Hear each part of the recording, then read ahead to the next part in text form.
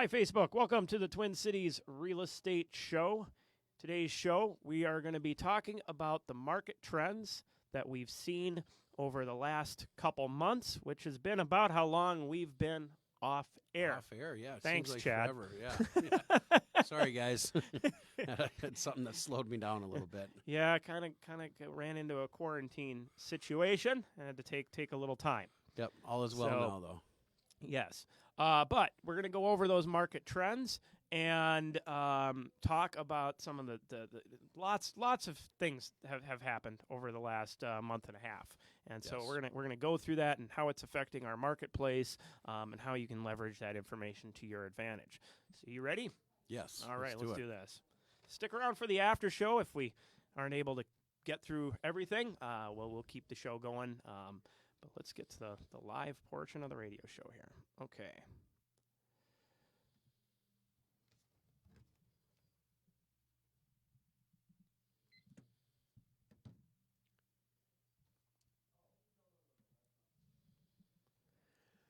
Are you thinking about buying or selling a house, or just want to know what's going on with one of your biggest investments? Then come hang out with us for a little while. Hi, I'm Kirk Duckwall, and welcome to the Twin Cities Real Estate Show, sponsored by Bricks Real Estate Network Title, Eric Bloomstrand and Chad Prevey with Bell Bank Mortgage, and James Tulson with Country Financial. I think that's the first time I said his last name right, ever. If you have any questions for us, give us a call at 651-303-0019. Again, 651-303-0019.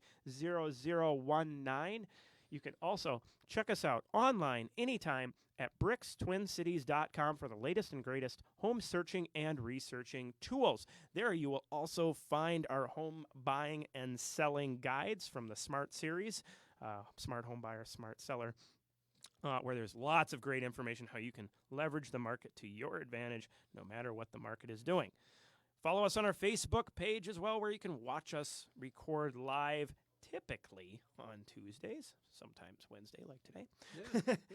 Yes. So I'd like to welcome Chad Prevey back in studio. Yeah, feels good. I know. It's been a little while. We had to take a little hiatus. Yeah, a little time off. We had a little situation in the family, but everybody's well, and we're all back to normal. That's good. Yes. Yeah, so, well, I'm glad to be actually back in our normal studio here. Yeah, it's great. Get the better sound quality. Yeah. Easier. I don't have to set up as much stuff each time. Exactly. So, today, we're going to be talking about the midsummer market and what we've seen. We haven't been on air. I've just been doing reruns now for about the last month and a half. And there's been a lot that has happened, and we're definitely seeing a very different marketplace than we typically do at this time of year. So, yeah, let's kind of dive into what our market is doing. It's acting a lot more like it's May out there. Right. That April, May kind of numbers that we see as far as showing activity. So in the Twin Cities, in that median sale price range, 200 to 400K, in Minneapolis, St. Paul area, right now we're seeing 6.09 average number of showings per listing in that 2 to 400K range. So that's really clipping along. That's great. Now, that is not our peak for the year. We were in February, early March. We were in the 8 range. But to put this into a little context, right now, in comparison to the same time last year, that was at 3.99. So we're about 35% faster activity out there with our current market. And, if you're a buyer out there, I'm sure you're feeling this. Right. Now, that said, not all markets are equal. There are definitely marketplaces that aren't feeling the same pressures, and there may be some spots buyers can look. And I think sellers should be aware as well, because so often if people, media, whatever, oh, the market's amazing, it's great, it's wonderful, and then somebody goes out and puts their property on the market, and if they're not in that sector, well, why isn't my place selling? Well, the question is your sector moving at the same pace? And what I mean is, like, Good you know, question. is it a condo? Is it a townhome? Is it Right. above 500? Is it above 800? Right? These are different sectors moving at different paces. So yeah, but for the median sale price range, 200, 400K, we're about 35% faster. Something that I was working on here during our break is a calculation that basically is taking in a few factors such as housing affordability and inventory, month supply of inventory of houses, along with that showings per listing to kind of come up with a gauge of where our market is at kind of any time of year, anytime I want to run it to know how strong or weak, or any sector I want to do, any neighborhood. And I was able to come up with a formula. I tested it on all sorts of different markets, and it seems pretty good. It's amazing. And to give an idea here, it's a pretty simple scale. It's a 0 to 10 scale of how the market's behaving. 0 being a complete buyer's market, very strong buyer's market, and a 10 being a very strong seller's market. So right now, we are at about an 8.49 on that scale. So it's a pretty strong buyer's market. And I've seen markets that are even a little higher than that. Right. To put this into some perspective, though, at the same time last year, we were at a 4.56. Right. So kind of a very stable market. Maybe even starting to swing a little bit towards a mild buyer's market, depending. Right. So, and that's kind of normal for this time of year. So, yeah, that's pretty strong. And I would not be surprised to maybe see that tick up the next month or so before things maybe change. Start slowing down a little bit. Yeah. So did you mean the 8.49 means more of a seller's market? Did I say buyer's market? Yeah, and that's okay. Whoops. Yeah, complete Right. seller's market. Well, Yes. you know what I was thinking as you mentioned February. We started this year off great as far as inventory was looking a little better. I think our spring market started pretty early this year. It did, well, we were pretty light on inventory. Well, we were but it still was light, coming but up. It was coming up. It wasn't as fast and as furious as it is now, as far as. Yeah. Well, and that's the thing. I mean, inventory is really, really low. We're down 25%, Yeah. right? In comparison, like last year, same time, we were, mid 14,000s listings. We're around 10,000 something listings right now. Wow. And I think that got almost down to 7,000 at one point in March. Yeah, somewhere in there. It was pretty low. I mean, so Very low. we have had some inventory, but we've definitely, if you look at the inventory trend, you can see that we have been declining now, basically since May. So we peaked out. We had our maximum inventory. Right. And that trend normally isn't until now. We've just hit peak inventory at about 14,000. Right. So, the stay at home, that was it. That put the brakes on the inventory.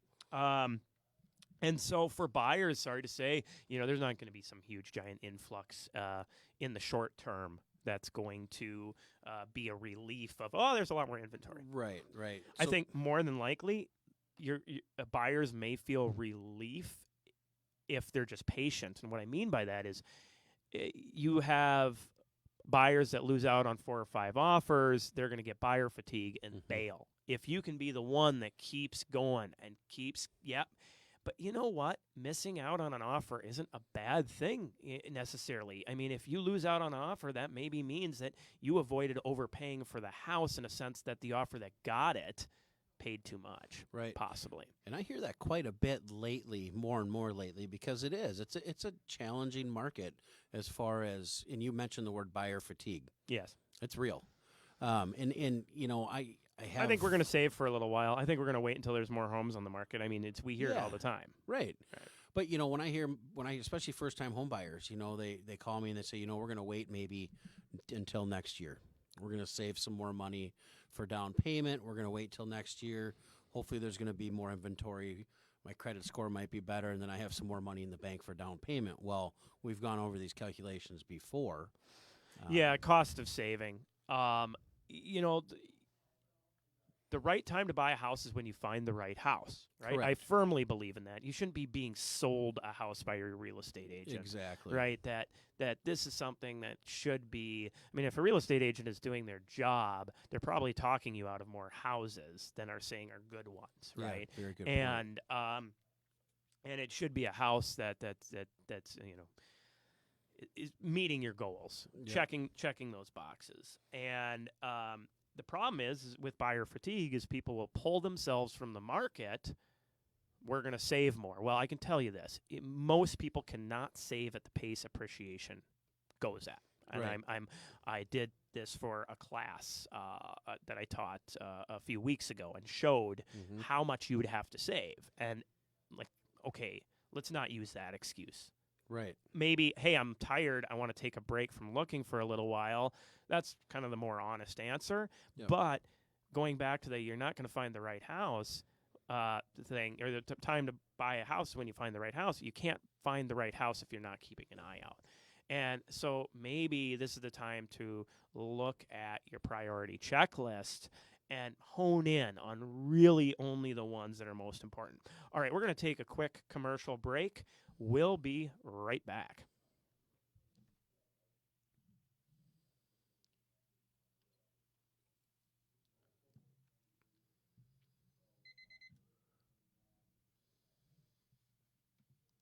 All right.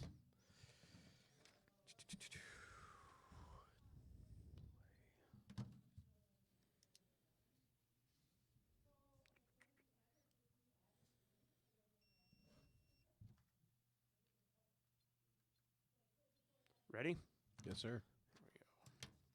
Well, we made it all through one line. Yeah. Well, we could talk. Yeah, this show could go for hours. All right. Ready? Here we go.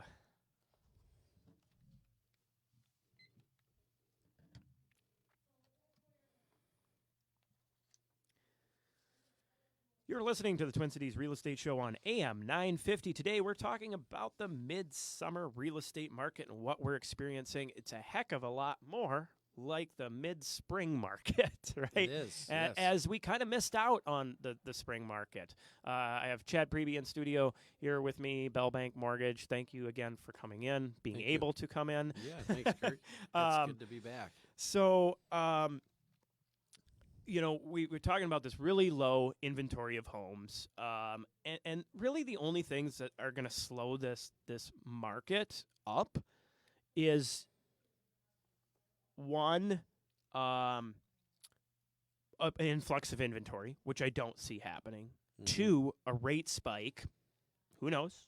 Don't know when, if. There's not a lot of indication showing Right, that. right, exactly. I mean, Yeah. all we've seen is things dropping for the most Correct. part. Yeah, we're Um, historically at the all-time low. So.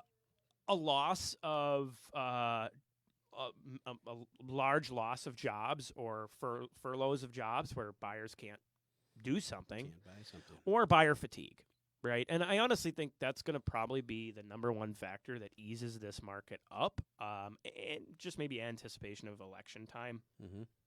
tends to always be a little slower season. Right. So, I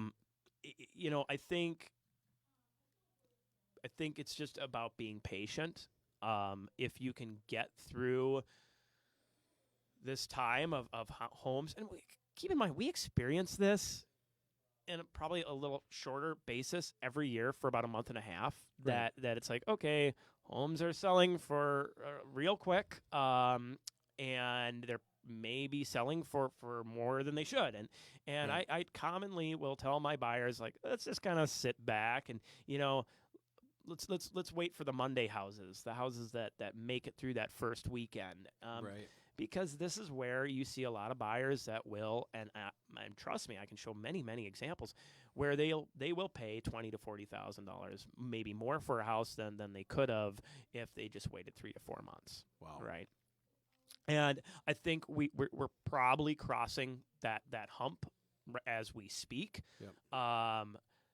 And we are seeing buyers pulling themselves, starting to feel that buyer fatigue. But yeah, it goes back to the you're not going to find the right house unless you're looking and narrowing in on those priorities. Exactly. And one thing too, I always want to mention, and I say this a lot on the show, Kirk, is being prepared, especially in this market where low inventory, multiple offer situations. Hey, you know what? Maybe you won't get your offer accepted, but maybe you have a backup offer to put in. Maybe Backup offers they come around. they can come around. I mean, people are making decisions, sometimes impulse decisions, or maybe they have the wrong representation, trying to sell them something. So they make that offer on Saturday or Sunday, come around Tuesday or Wednesday the following week, and they decide maybe that wasn't the right decision. So, Yeah, I've seen just in this last week probably 4 situations, not my buyers, but listings that I was looking at with my buyers that were ones that they had cold feet, and that's why they're back on the market. Right. Yeah, so we do see this, and sometimes that's the better route. If a property makes it past that initial bidding round and comes back on, it's probably not going to sell for the same price the next Right. time around. Right. Yep. So yeah, I mean, homes are selling. We're seeing homes selling in record time right now. Selling for multiple offers if in that median sale price range. So for sellers, I mean, you could not ask for a better time, but you also, don't kid yourself. You're not going to get the same dollar amount with that flat tire and the rust spot and the engine that's misfiring than the one that's washed and shined and it's got the new set of tires on it, right? Great Right, point. right. That your house, if it needs carpet, if it needs, if it has peeling paint, if it has pet smells, if it, is showing its wear and tear, you're not going to experience the same kind of market that you would if you took the prep time. I had a listing that I sold a couple weeks ago that we took the prep time needed. We did the proper coming soon, getting everything ready. 11 offers. Wow. Right? We intentionally price bracketed it a hair low to get as much interest as possible and really float 2 different brackets. But yeah, 11 offers. I mean, we could have not asked for a better offer. Cash offer. Nice. Got about 10,000 above what we were expecting. We knew we'd get more than asking, but again, list price is never an accurate reflection of value. Right. As buyers and sellers, be aware of that. Very important to List know. price is a strategy, not a reflection of what your home will sell for. Right. And that's the way a good agent should be using it. Absolutely. Um, One thing I want to say too, even your yard, as simple as keeping the yard manicured nice, and maybe buy a couple hanging baskets, flowers, or whatever the case is, because that first initial impression of that home when that potential buyer pulls in your driveway, and they don't see a well maintained property outside, how willing are they even to go inside? Yeah, I mean, I was out just before the show here. I was showing a house, and home 15 days on the market, peeling paint, the weeds in the yard, all of that, right? It's not selling. It's in the median price range. It's right there, but it's not. The prep time wasn't there, Right. and now it's negotiable. This is a house with a little work, should be selling for $325, maybe $350. They're going to be lucky to pull $265, $270 out of it. Wow. Right? So I mean, you're talking big bucks Yeah. difference, right? And that's that, right? I love the sellers. A house will sell itself. Yeah, for a dirt cheap price I was if you gonna don't say. get it ready. Right. Yeah, that's yeah. exactly what will happen. If If you you don't think mind. otherwise, you're kidding yourself. Yeah, if you don't mind, taking a $20,000-$30,000, potential loss. Well, and this is how these, kind of instant offer companies make their money. They play Exactly. off of people's misnomers. Let's just put it that way. Right. Yep. Good way. So, this is something that we see right now. Okay, so one, how do we avoid overpaying for houses? One, you got to research the homes. research the areas, research the trends. Is this a safe bet to make an offer? Maybe over listing, maybe over the trend, but what is the trend, right? Where is the market going?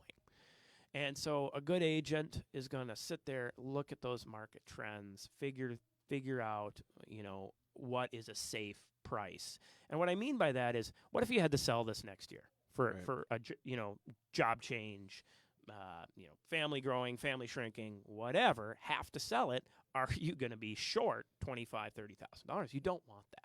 Wow, right? That's a great point, Kirk. Great. So you have to come up with this, and a good agent's going to take the time doing that. Not again selling you the house, actually talking about the what ifs. Right.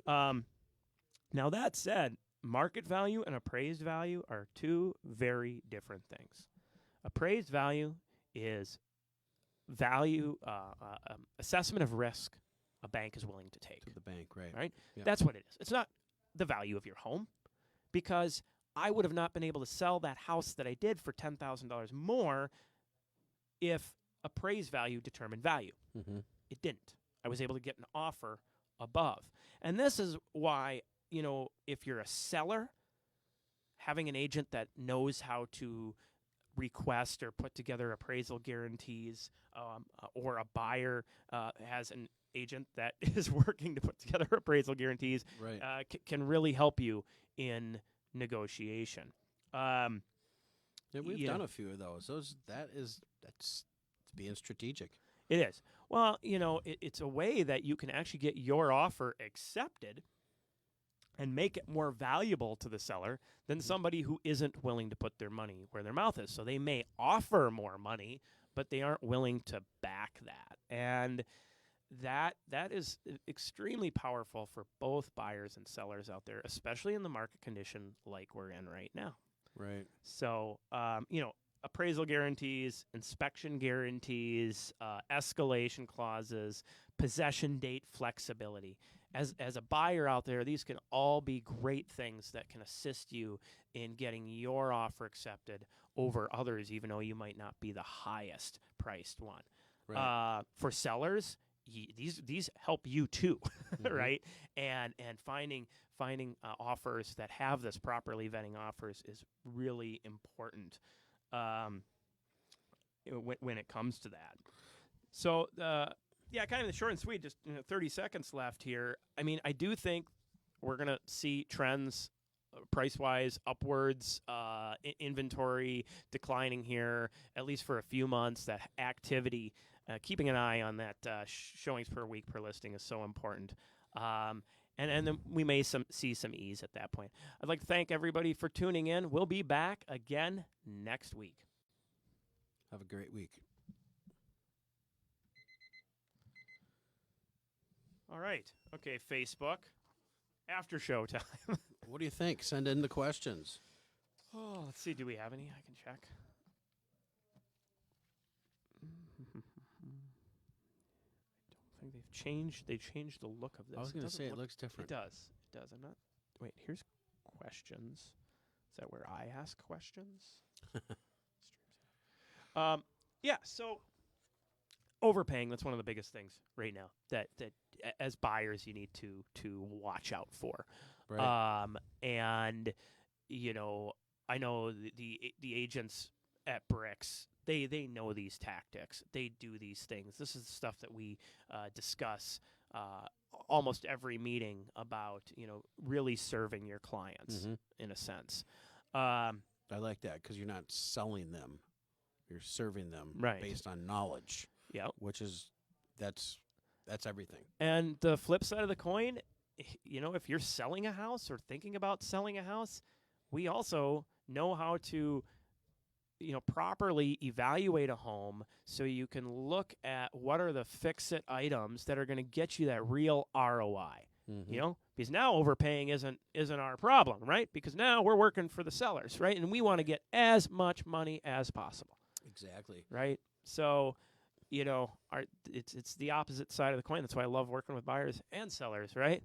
And if you're really representing your clients, you should be only representing one of them That's typically, right. right? That's Most right. situations. So You brought up a good point too. Is don't overpay. and yes, houses are selling at top value right now, right? But not every house. Not every house, No. but the person that represent you, your agent, they're doing the homework for you. And with a lot of people in our market, the majority of the folks that I work with right now are first-time home buyers. And not a lot of first-time home buyers have a lot of money for down payment. So you're putting those 3%, 3.5% down, minimal down payment options. And if you're paying top dollar for that property, and like Kirk mentioned, if anything happens in our market, or job loss or job transfer or whatever the case is, are you going to be able to sell that house in 1 or 2 or 3 years even, and even break even? You know what I mean? As far as, because you have that low down payment tied in with other costs, and buying at that top high level is sort of a risk. Yeah.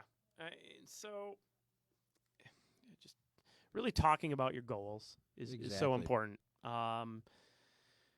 Yeah, I know Danny, owner broker here at Bricks, he brought up the point of, your agent might actually be doing their best job for you when your offer doesn't get accepted.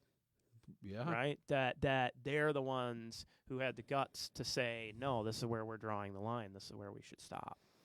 That's who you want representing you. Right? It's not about getting every house. That said, there are good buys to be had out there in any market, and looking for those opportunities. I mentioned that one I looked at that was kind of roughed up.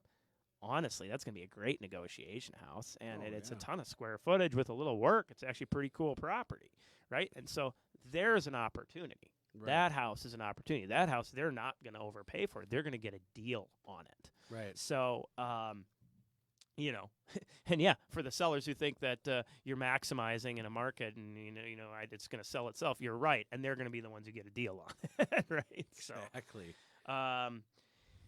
Yeah, like I said, I think we're probably cresting on the roller coaster. I think we're going to still see a market that's pacing along with the rates where they're at, but I don't think, and even trends are showing the showings per listing are slowing down. Right. Not a ton, but we're down in the 6s. I bet you next week we're going to be in the 5s, and upper 5s. And when we get to 4s, then you can breathe. That's a breathable market when that showings per listings in the 4 range.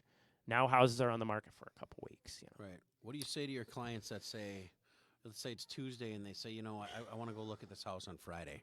No, let's go look tonight or tomorrow. Right.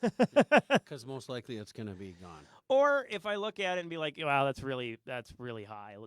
I actually might say, let's go look at the following Monday, because either it's going to sell for more, and we don't want any part of it, right? And we just became fuel to the fire by being another showing, right? Or we pull back. I have what I call Friday houses and Monday houses, and so a Friday house, it's like, ooh, that looks really good. It seems priced well. Let's get in the door. It comes on the market Thursday, we're in the door Friday, or it comes on the market Friday, we're in the door Friday. Right. Or I look at it and it's like, oh, yeah, that's 25,000 more than anything else in the neighborhood, and it clearly doesn't look like it. Let's go look at that on Monday, right? See if it's still around. Or sometimes a Friday house turns into a Monday house. You get there and you're like, ooh, yeah. All right, well, if we're gonna make an offer, we're gonna wait until Monday. It seems weird to say, well, we're not gonna make an offer, but if there's 4 offers and you're gonna be a low one that's never gonna be competitive, you are fuel to the fire.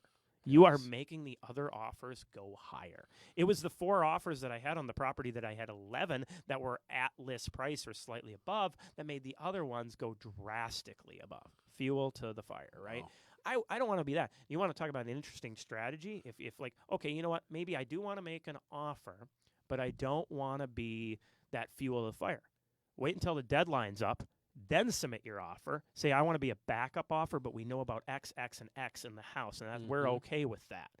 They're going to be calling you if let's say there is a little water issue in the basement, or there's the roof's getting a little older, or the furnace is getting up there in age. You say that to an agent, yeah, we know the furnace is old and we know the roof is looking not so good. Well, guess what happens when the inspection happens and those items come up? They're coming to you because you're the one who knows about it and doesn't care. Right. You've already addressed it. Yeah.